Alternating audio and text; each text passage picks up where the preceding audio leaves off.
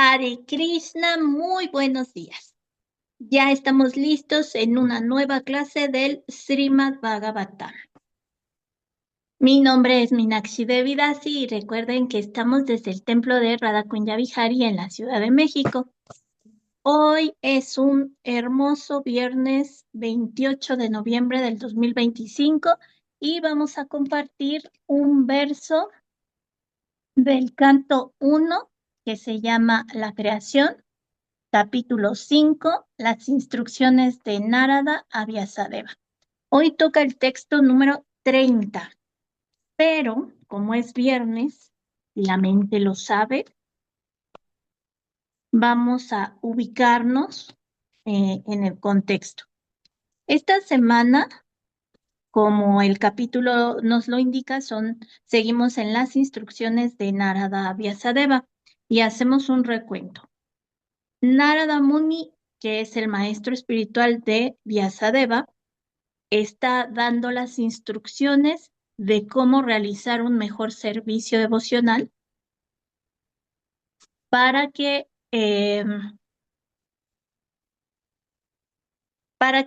Vyasadeva se sienta satisfecho con el esfuerzo que ha hecho al recopilar las escrituras.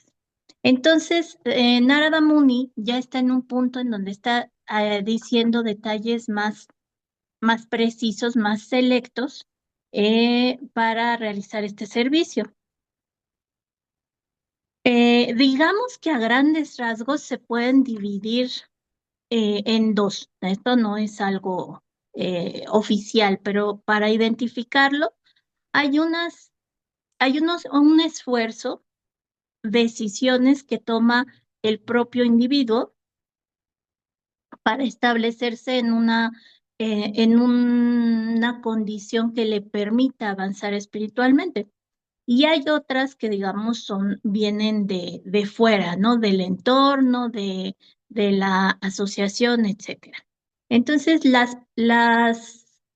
los puntos que una persona que trata de ir más allá en el crecimiento espiritual, los puntos que debe tomar en cuenta, Narada Muni los explica con su propia experiencia. Narada Muni fue un niño que sirvió a unos sabios y a partir de ahí tiene la bendición de completar su crecimiento espiritual.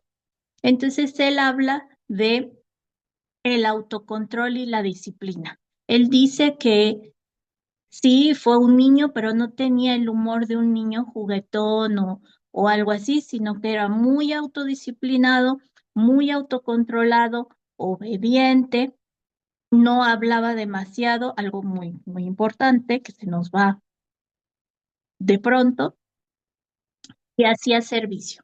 ¿Y qué era lo que tenía que buscar? La relación con devotos puros. En este caso, el niño, pues él mismo lo dice, por fortuna, yo nací en un entorno en el que ya de nacimiento estaba sirviendo a los sabios. Algo muy importante es que aclara, no por nacimiento uno va a crecer espiritualmente. Independientemente del nacimiento, uno tiene que formarse espiritualmente. Entonces, él dice, había cosas a favor, por ejemplo, que yo estaba rodeado de sabios y que yo podía servirlos. Y el hecho de nacer de un linaje bajo no era un impedimento, no era un problema. Bueno, ya estando ubicado personalmente con disciplina, con autocontrol, entonces vienen los factores externos. Cuando se tiene la compañía de un devoto, de un gurú, de una persona avanzada espiritualmente, esa compañía va purificando los sentidos, porque un devoto genuino eh, contagia el amor y la devoción que se tiene por la suprema personalidad de Dios. Entonces, ese amor y devoción va purificando los sentidos. Y Narada Muni nos hablaba de haber una sola vez he comido remanentes de estos sabios y que con esa vez que comió remanentes de esos sabios y además aclara puntualmente, lo hice con permiso, con eso bastó para purificar los sentidos de tal manera que empezó a surgir la devoción y el amor por Krishna. Y entonces ya sus enseñanzas, o más bien sus aprendizajes, ya son de un nivel más elevado, más entregado, y con eso no tiene más problema para avanzar espiritualmente. Em, bueno, entonces básicamente eso es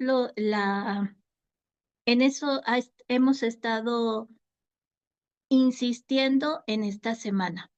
Lo primero es tomar la actitud de aprendizaje y lo segundo es acercarse a un maestro espiritual, purificarse con las instrucciones que dé el maestro espiritual y a partir de ahí se crece. ¿No? ¿Se acuerdan de algún otro punto que se haya visto en esta semana?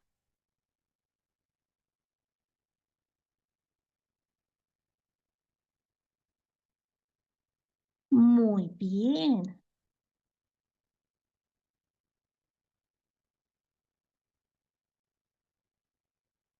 muy bien, muy bien. Bueno, pues así lo vamos a dividir a grandes rasgos para que tengamos como un mejor, eh, eh, para que identifiquemos mejor las pistas que nos están dando. Porque estas son las instrucciones que Narada Muni le da a Vyasadeva, es decir, son instrucciones muy pesadas, son instrucciones muy fuertes y como lo están explicando dentro de un contexto de lo más sencillo que se pueda, porque es para darlo a conocer a todos, entonces hay que ponerle mucha atención porque a partir de ahí nosotros podemos saber qué actitud tomar y qué camino seguir. ¿M? Y no se crean, este es un camino que está describiendo Narada Muni que a nosotros mismos en Kali Yuga nos puede llevar a un éxito espiritual tremendo. Entonces, sí hay que echarle mucha atención para que podamos tener el beneficio de esta escritura. Pero bueno.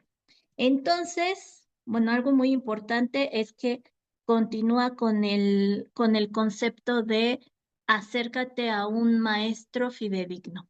Y recuerden, el hincapié de un maestro fidedigno es el que sigue la enseñanza que le dio su maestro a través de una sucesión discipular sin especulaciones, sin ponerle de su cosecha. ¿M? Él el conocimiento tal cual se lo dieron a él. Entonces, como no está especulando, no hay una especulación filosófica, el conocimiento está intacto desde que lo enseñó la primera vez el señor Krishna a los primeros maestros espirituales. Eso es muy importante. No asociarse con gurús falsos. ¿Cómo vamos a identificar? ¿Se les ocurre a ustedes cómo se identifica a un gurú verdadero de un gurú falso? Dependiendo de su línea discipular, ¿no? O sea, dependiendo, viendo quién es su maestro espiritual y viendo de dónde viene y todo, haciendo una investigación, ¿no? Claro, claro, estableciendo cuál es su enseñanza, cuál es su entrenamiento, a través de quién lo tuvo y también con el ejemplo de él mismo. Si es verdad que está siguiendo esa instrucción o recibió la instrucción, pero él le aumenta o le disminuye a conveniencia. Entonces, esos dos son puntos muy importantes. ¿Cómo sé que es un maestro fidedigno? Porque tiene un respaldo de la sucesión discipular. Yo puedo ver ese registro de sus maestros y abuelos espirituales. Y además, porque yo estoy viendo en su vida, en su ejemplo en este momento, que sí está siguiendo las instrucciones de su gurú. Así lo puedo identificar. Si hay algún faltante en su sucesión discipular, entonces ya es de sospechar. Ujú. Si no coincide la instrucción del maestro con la forma en que se está comportando, ya es sospechoso. Ya tengo que desconfiar y prepararme más. Ujú. Bueno, entonces ahora sí, con estos puntos, por ahí sí se me olvida algo, ya los retomaremos, pero con estos puntos vamos entonces a comenzar con nuestro texto 30, capítulo 5, canto 1. Om Namo Bhagavate Vasudevaya. ¿Me ayudan? Namo Bhagavate Vasudevaya. Om Om Namo Namo, Bhagavate Om Vasudevaya. Namo Bhagavate Vasudevaya. Om Namo Om Namo Bhagavate Bhagavate Vasudevaya. Om Namo Bhagavate Vasudevaya. Om Om Namo Namo Bhagavate Vasudevaya.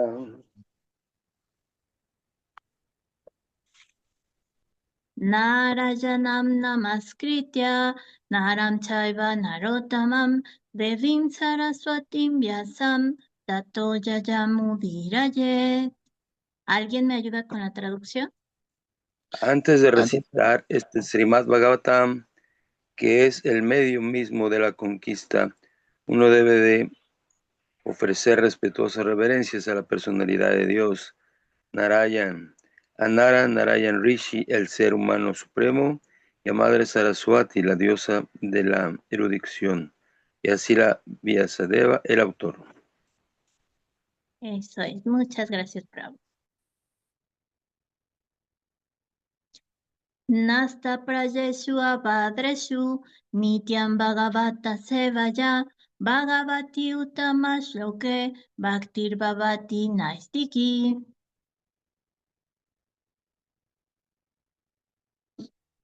¿Alguien, por favor? Mediante la asistencia regular a clases sobre el Bhagavatam y mediante la prestación de servicio al devoto puro, todo lo que es problemático para el corazón es destruido casi por completo, y el servicio amoroso a la personalidad de Dios, quien es alabado con canciones trascendentales, se establece como un hecho irrevocable. Eso es. Vamos ahora con nuestro texto. Ya, Janam Guyatam Yatat Saksat Bhagavatoditam Anavochandra Misyantaha Kripayadina Vatsalaha. La traducción de este verso 30 dice: mientras se marchaban, esos Bhaktivedantas, que son muy bondadosos con las almas pobres de corazón, me instruyeron en lo referente a esa materia más confidencial de todas, que es instruida por la propia personalidad de Dios. Significado por Srila A.C. Bhaktivedanta Swami Prabhupada aquí, Yai.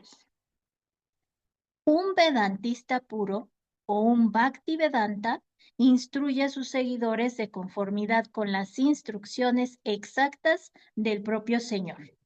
Tanto en el Bhagavad Gita como en todas las demás escrituras, la personalidad de Dios les ha ordenado a los hombres de manera categórica que solo lo sigan a Él. El Señor es el creador, sustentador y aniquilador de todo. Bueno, ¿recuerdan qué es un Bhakti Vedanta?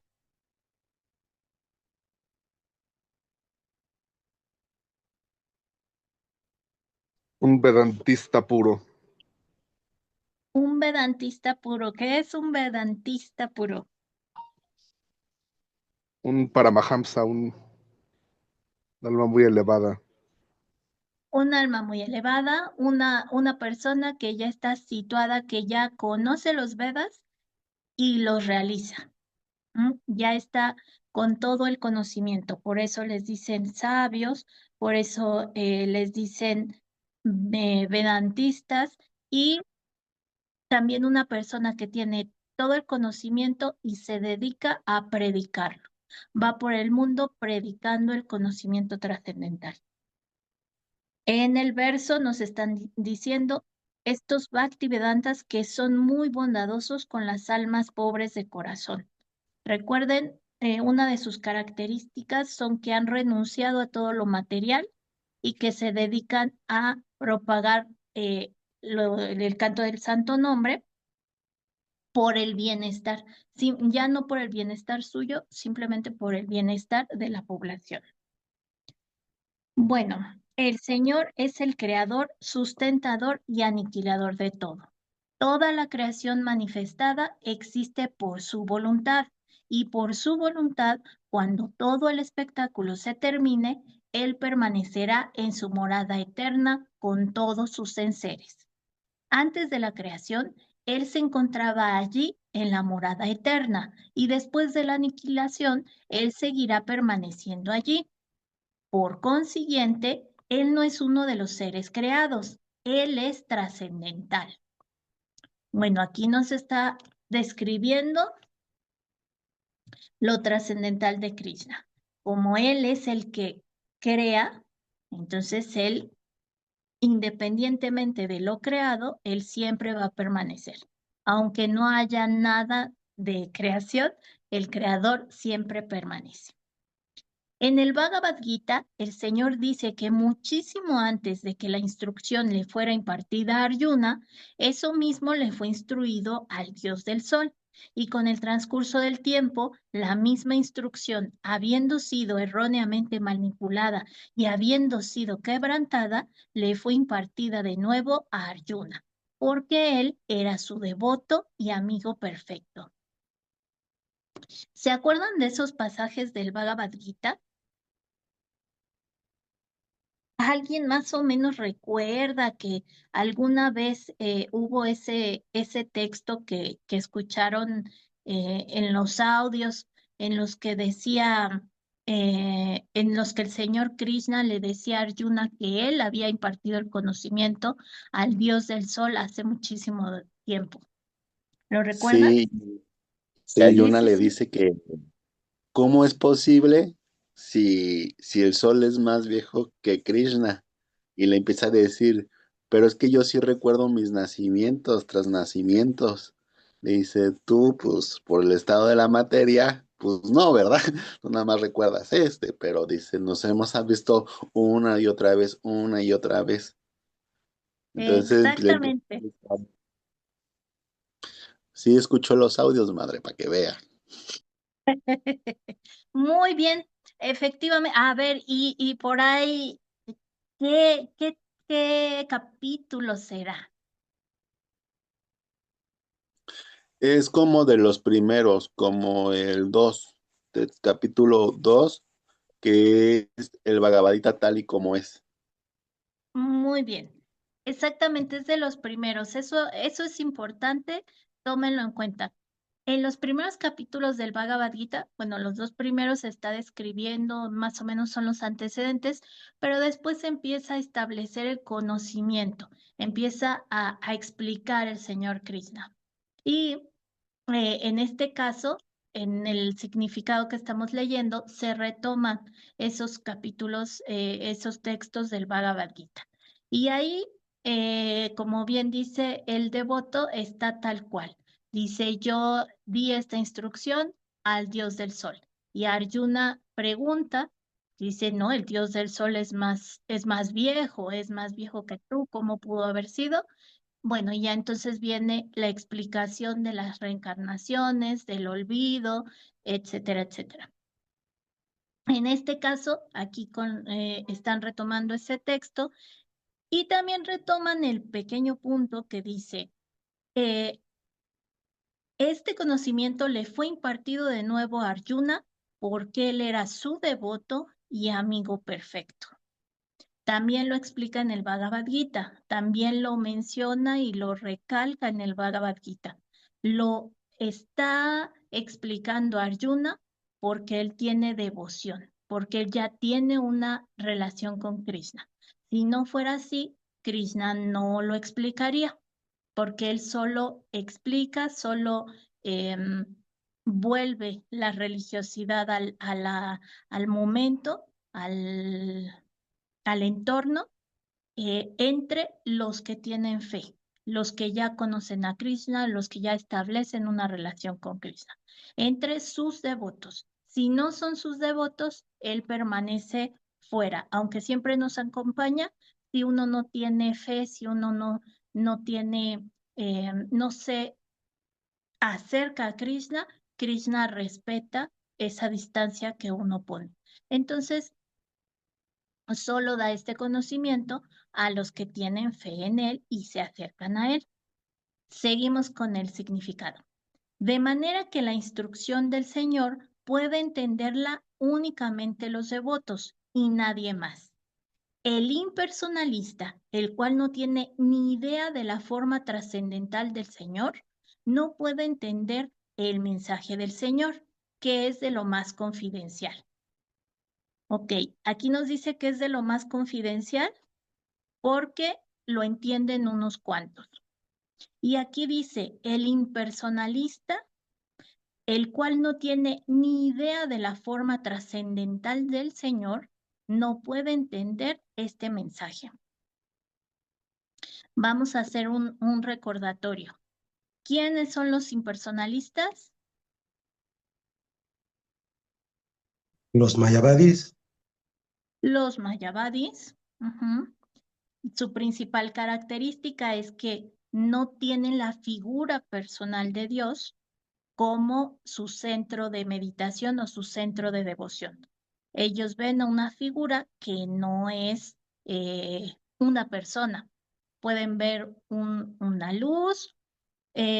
Acabamos de pasar en los audios un capítulo que se llamaba La forma universal y ahí nos explicaban 3 formas de la suprema personalidad de Dios. ¿Se acuerdan alguna de estas formas? Bueno, ya de entrada el capítulo se llama La forma universal, ¿verdad? Pero ¿se acuerdan de estas formas que mencionan en este capítulo?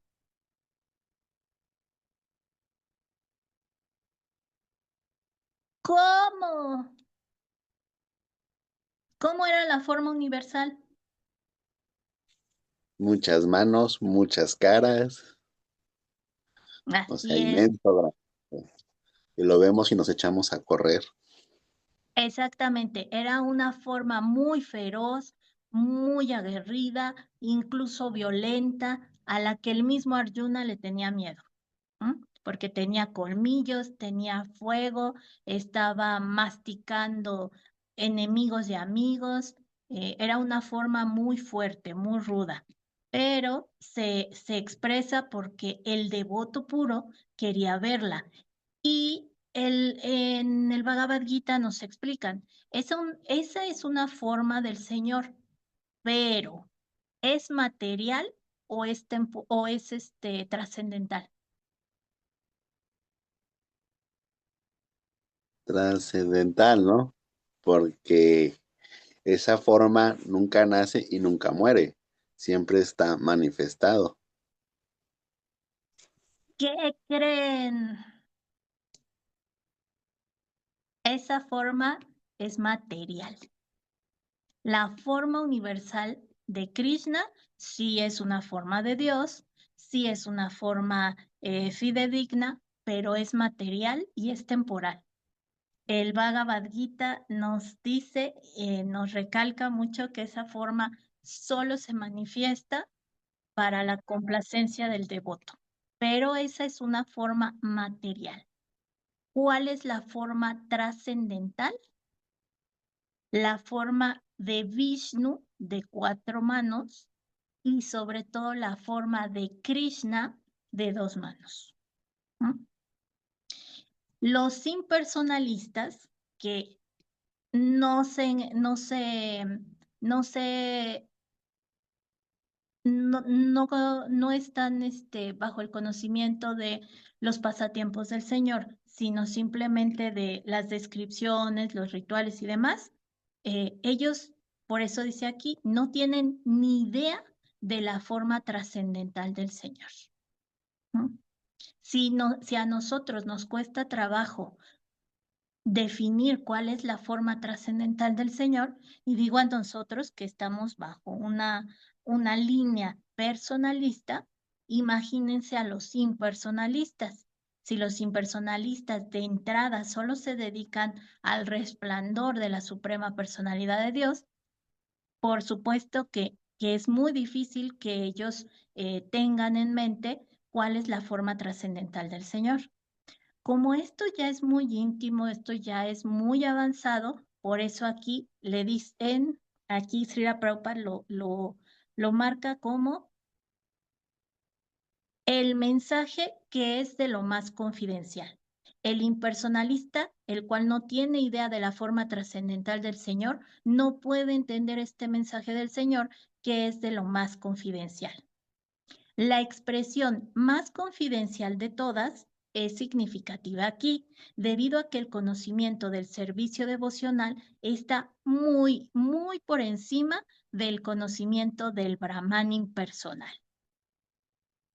Esto también va en el Bhagavad Gita, a lo largo de todo el Bhagavad Gita.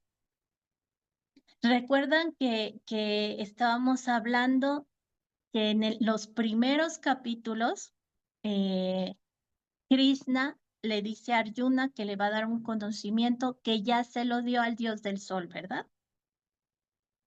El dato que acabamos de ver. Y ese era un conocimiento trascendental. Ese era un conocimiento que casi nadie tenía y lo iba a expresar para Arjuna. Se lo iba a explicar a Arjuna. Ese es un conocimiento trascendental. El conocimiento consistía en que se debía diferenciar lo material de lo espiritual, que nosotros no éramos el cuerpo, sino que éramos almas. Los conceptos básicos los empieza a explicar Krishna, bueno, básicos entre comillas, pero los empieza a explicar Krishna y dice, este es un conocimiento confidencial. Más adelante en los capítulos del Bhagavad Gita, de hecho hay un capítulo que se llama El conocimiento más confidencial. ¿Se acuerdan?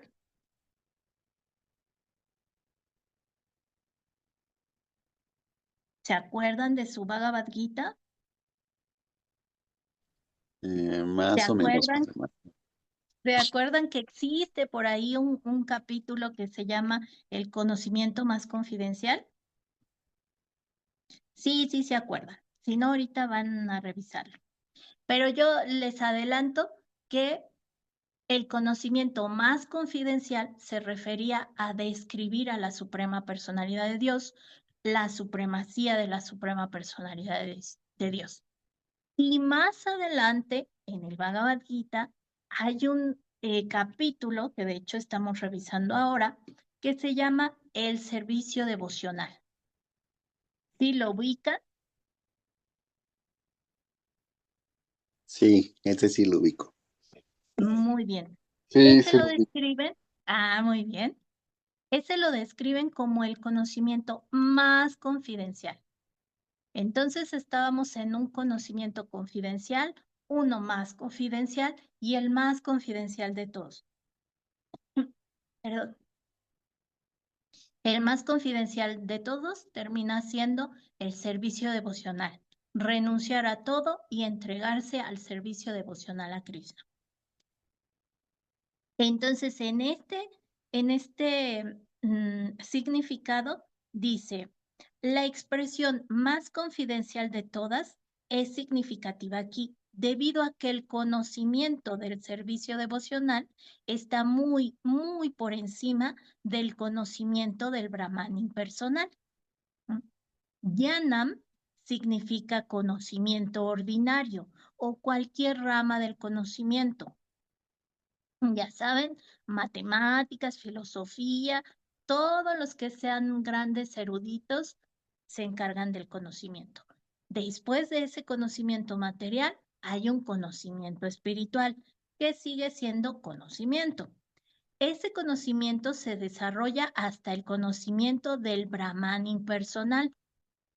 Cuando ya nos estamos encargando de un conocimiento espiritual, conocemos a Krishna, su creación, cómo nos dirigimos a él, sus características, etcétera. Eso es conocer el Brahman impersonal. Ujú. Por encima de este Brahman impersonal, cuando dicho conocimiento está parcialmente mezclado con devoción, se desarrolla y se convierte en conocimiento de Paramatma, o la divinidad que se encuentra difundida en todo.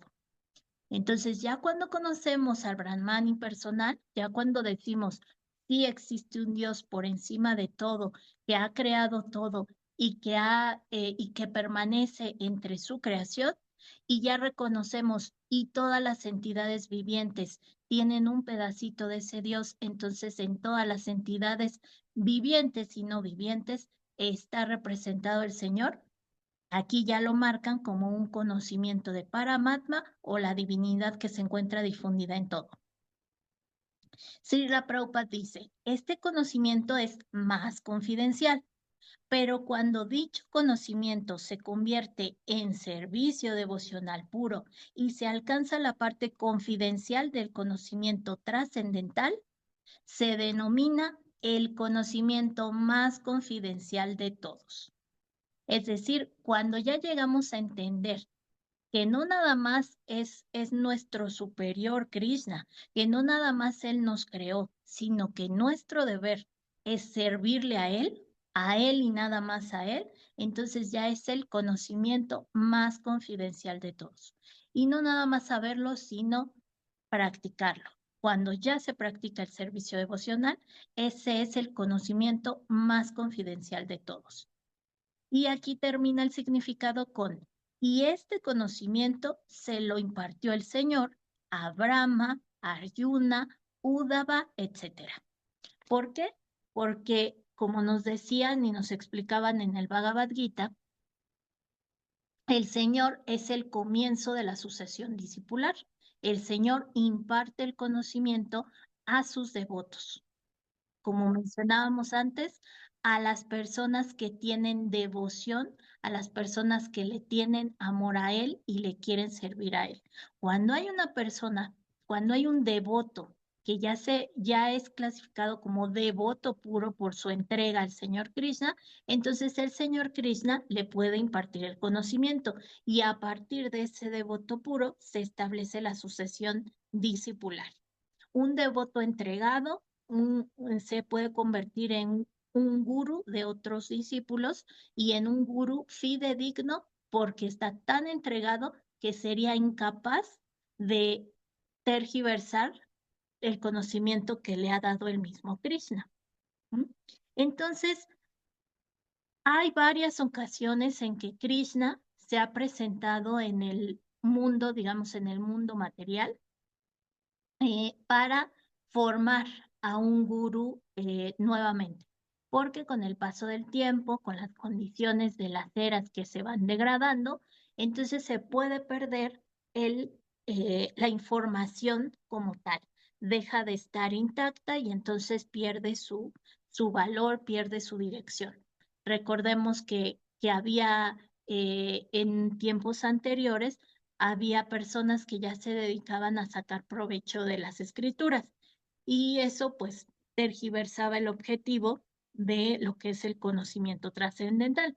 Entonces, cuando la irreligiosidad llega, nos lo dice Krishna, nos lo promete Krishna, siempre que haya irreligiosidad en el mundo, Él va a aparecer para restablecer ese conocimiento y esa unión, ese camino para unirse con Dios. Es por eso que en un principio, en la creación, que es en donde estamos, en el canto en el que estamos, el canto 1, la creación, él se lo impartió a Brahma. Pero después de eso, cuando hubo una declinación en lo exacto de las instrucciones y hubo un aumento de la irreligiosidad, entonces se lo dijo a Arjuna. Él mismo se lo dijo a Arjuna. Y también él nos lo explica, también se lo expliqué al dios del sol y también se lo expliqué a Uddhava y también se lo expliqué bueno, dependiendo de la circunstancia y dependiendo del devoto que se tratara, pues él se presentaba y lo explicaba personalmente, estableciendo otra vez, restableciendo la sucesión discipular. ¿Ok? Entonces, les leo nuevamente el texto 30. Mientras se marchaban esos Bhaktivedantas, que son muy bondadosos con las almas pobres de corazón, me instruyeron en lo referente a esa materia más confidencial de todas, que es instruida por la propia personalidad de Dios. Entonces, los sabios perfectos instruyeron al devoto perfecto con instrucciones perfectas y trascendentales. Hasta aquí el texto 3. ¿Hay algún comentario para enriquecer este espacio? ¿Comentarios, preguntas, dudas?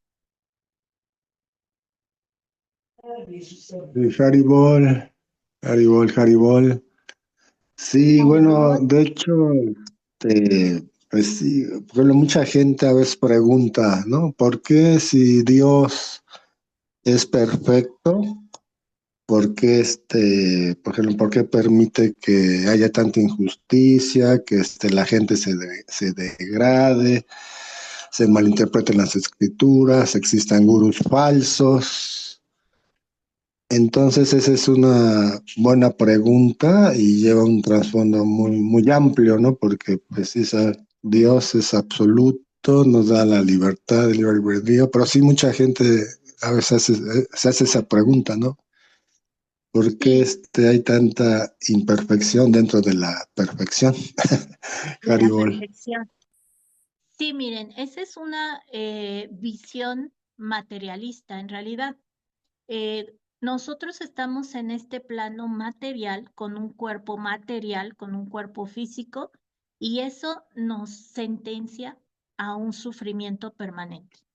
Nosotros siempre estamos sufriendo, aunque estemos sonriendo, aunque nos hayamos ganado la lotería, aunque, no sé, acabemos de tener a nuestro primer hijo y estamos, se supone, felices de la vida. eh, Nuestro espacio aquí es de sufrimiento. ¿Por qué? Haribol, Haribol. Algunos ya se van. ¿Por qué estamos en el sufrimiento? Esa es la condición del mundo material. Siempre hay sufrimiento. ¿Cómo acabamos con ese sufrimiento? Con un conocimiento que aquí nos dicen el conocimiento trascendental.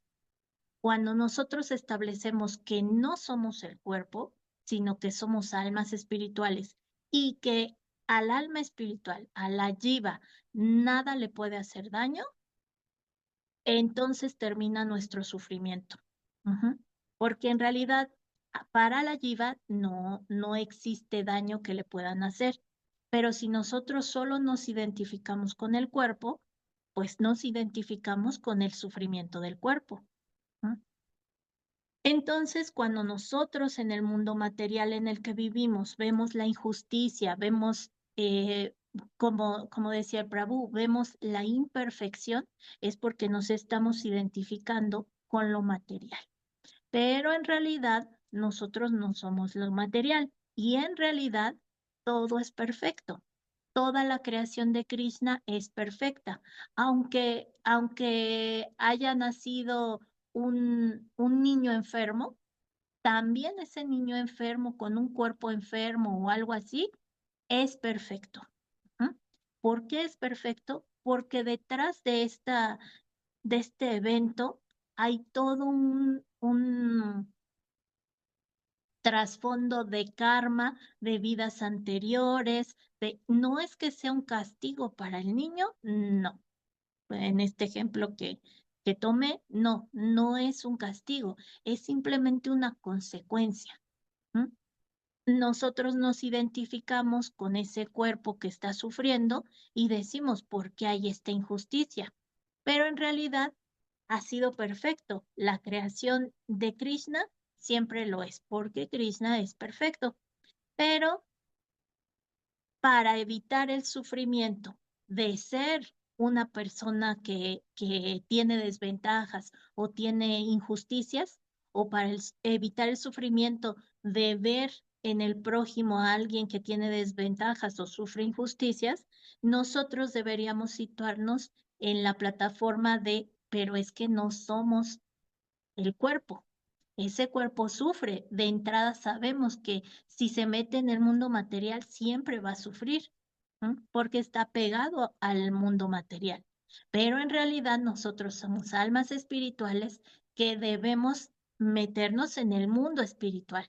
Debemos entregarnos al mundo espiritual, al conocimiento trascendental, y tenemos un cuerpo no para estarlo identificando con la parte material. Tenemos un cuerpo que nos sirve para servir, para sentir el servicio que le hacemos a la suprema personalidad de Dios. ¿No? La necesidad de llegar a este plano, de tener un cuerpo con sentidos, materiales, con vista, oído, tacto, etcétera. La función de esto es que esos sentidos se ocupen para Krishna, es que esos sentidos se llenen de Krishna, que esos sentidos se exploten, pero con la devoción hacia Krishna. Pero cuando esto se nos olvida, los sentidos son receptores. Entonces, ¿qué es lo que van a recibir? Pues nada más el dolor. De repente por ahí un respiro, un decir, pero comí muy bien este día, entonces me siento contento. Pero eso es material, entonces eso se va a acabar. Al otro día otra vez tengo hambre. ¿Cómo si comí tan bien el día anterior? Ahora este día otra vez estoy sufriendo de hambre. ¿No? Eso podríamos identificarlo como una injusticia. No se vale, me duele el estómago. Ya comí, ya estoy bien y después otra vez. ¿No? Bueno, pues no es una injusticia, simplemente es un proceso natural. A un estado más elevado, una guerra podría parecer una injusticia. Sin embargo, tiene un trasfondo, como les decía, de karma, de acciones que necesariamente tienen que llevar a una reacción. Una persona pierde su trabajo, pues es que ni siquiera sabemos si eso es para bien o para mal. ¿No? En el momento, pues es para mal porque ya no cobró el aguinaldo, porque tiene que mantener a su familia y no puede. En el momento parece un sufrimiento más, pero en general es una consecuencia de actos anteriores. Es un entrelazado de karmas que uno pues no alcanza a conocer, pero como no lo alcanza a conocer, uno siempre tiene que tener la certeza de que Krishna sí lo conoce.